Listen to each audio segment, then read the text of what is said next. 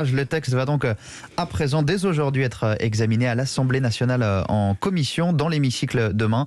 Les débats s'annoncent animés. Oui, d'autant que le texte suscite toujours la controverse chez des Français qu'on a vu dans les cortèges ce week-end. Plusieurs types d'ailleurs de manifestants. Certains inquiets pour leur emploi, d'autres pour leurs libertés individuelles. Mais Marion Dubreuil, il y a aussi une autre partie de contestataires et c'est celle qui inquiète les services de renseignement.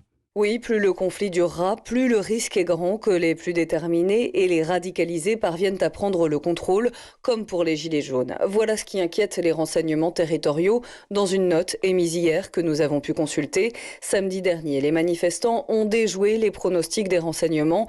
Les forces de l'ordre attendaient 40 000 participants. Ils ont été presque 3 fois plus nombreux, avec pour mot d'ordre la défense de la liberté. Le mouvement est difficile à évaluer, nous explique une source police, parce qu'il n'est pas encore organisé, si ce n'est des appels à manifester relayés sur les réseaux sociaux. Il y a bien des extrémistes de tous bords, des militants d'extrême gauche comme de l'ultra-droite. L'immense majorité des manifestants, c'est monsieur et madame tout le monde, de simples citoyens venus avec leurs enfants, comme au début de la crise des Gilets jaunes. La plupart issus de professions directement concernées par la politique gouvernementale, sous le coup de l'obligation vaccinale, comme les personnels soignants, ou l'obligation de contrôler le pass sanitaire pour les restaurateurs et les acteurs de la vie culturelle. Les précisions de Marion Dubreuil du service police-justice d'Europe 1.